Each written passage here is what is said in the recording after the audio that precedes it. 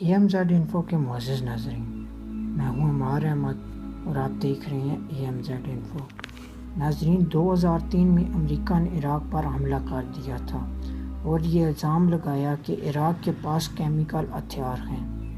1 مہینے کے اندر ہی Saddam Hussein کی حکومت کا تختہ پلٹ چکا تھا۔ اس وقت عراق کی 60% آبادی شیعہ مسلم تھی۔ امریکہ نے صدام حسین کی حکومت کو ختم کر کے وہاں کی شیعہ آبادی میں اقتدار کو تقسیم کرنا چاہا۔ اس صورتحال کا فائدہ اٹھانے کے لیے بہت سی شدت پسند تنظیموں نے عراق کا رخ کیا۔ ابو مصعب زرقاوی، جو کہ اس وقت افغانستان میں تھا، اس نے بھی عراق کا رخ کر لیا اور مقصد یہ تھا کہ عراق کی صورتحال کا فائدہ اٹھاتے ہوئے القاعدہ کے قدم بھی عراق میں مضبوط کیے جائیں۔ ابو مصعب زرقاوی کو عراق میں اسامہ بن لادن نے بھیجا تھا۔ زرقاوی نے عراق میں عراقی اور امریکی فوج کے خلاف جنگ شروع کر دی۔ اس جنگ میں ہزاروں لوگوں نے اپنی جان سے ہاتھ دھویا۔ عراق کی عام آبادی، جس کا حکومت سے دور دور تک کچھ لینا دینا نہیں تھا، ان کو بھی نشانہ بنایا گیا۔ زرقاوی کا مقصد عراق میں شیعہ حکومت بننے سے روکنا تھا۔ صدام حسین کے بعد نور المالکی عراق کا وزیر اعظم بنا۔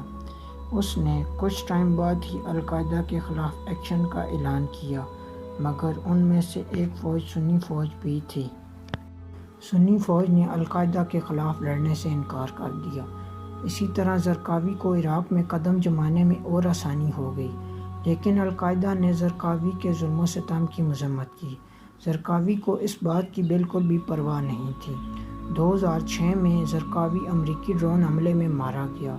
اس سے القاعدہ کو بالکل بھی کوئی فرق نہیں پڑا، کیونکہ القاعدہ نے کچھ دوسرے گروپس کے ساتھ اتحاد کر لیا تھا اور القاعدہ کا نام ISI یعنی اسلامک اسٹیٹ آف عراق رکھ دیا گیا۔ اسی دوران شام نے بھی ISI کی زمین استعمال کرنے دی اور اب ISI آسانی سے پیسے اور ہتھیار عراق سے منگوانے لگا۔ 2006 میں امریکہ نے سنی آبادی کو بھی اپنے ساتھ ملا لیا اور ISI کے خلاف کارروائیاں شروع کر دیں۔ یہ آپریشن ISI کے لیے مہلک ثابت ہوا اور ISI کے مجاہد انڈر گراؤنڈ چلے گئے۔ 2011 میں امریکی فوج عراق سے نکل چکی تھی۔ امریکہ کے جاتے ہی چھوٹے چھوٹے گروپس اپنا اثر و رسوخ بڑھانے کے لیے آپس میں لڑنے لگے، بالکل اسی طرح جیسے افغانستان میں چھوٹے چھوٹے گروپس لڑنے لگے اور ملک میں خانہ جنگی شروع ہو گئی تھی۔ عراق باغیوں میں سب سے بڑا گروپ ابو بکر البغدادی کا تھا، جو 2006 کے بعد ISI کا سربراہ تھا۔ بغدادی کے پاس اس وقت نہ تو زیادہ پیسہ تھا اور نہ ہی زیادہ جنگجو۔ بغدادی نے صدام حسین کے اہم عہدیداروں کو اپنے ساتھ ملا لیا اور ملک میں بمباری شروع کر دی۔ اس وقت شام میں بھی خانہ جنگی شروع ہو چکی تھی۔ بغدادی نے موقع کا فائدہ اٹھاتے ہوئے شام میں بھی قدم جمانے شروع کر دیے، مگر کوئی خاطر خواہ کامیابی حاصل نہیں ہوئی۔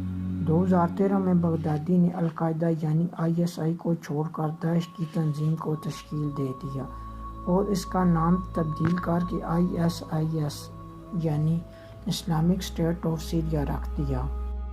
2013 میں بہت سے ملکوں نے عراقی حکومت کی مدد کی، جن میں بھاری مقدار میں اسلحہ بھی شامل تھا۔ یہ سارا مال چند مہینوں کے بعد بغدادی کے پاس تھا، کیونکہ اس وقت عراق پر کافی حد تک داعش نے قبضہ کر لیا تھا۔ بہت سے آرمی کے لوگ بھی داعش میں شامل ہو گئے تھے اور پھر دیکھتے ہی دیکھتے داعش دنیا کی سب سے بڑی اور مالدار تنظیم بن چکی تھی۔ بغدادی نے کچھ عرصے بعد افغانستان اور شام پر حملہ کر دیا اور اپنی نام نہاد خلافت کا اعلان کر دیا۔ داعش نے یہ دعویٰ کیا کہ وہ غیر مسلموں کے خلاف مسلح جدوجہد کرتی ہے، لیکن اس کا زیادہ تر شکار مسلم ملک ہی تھے۔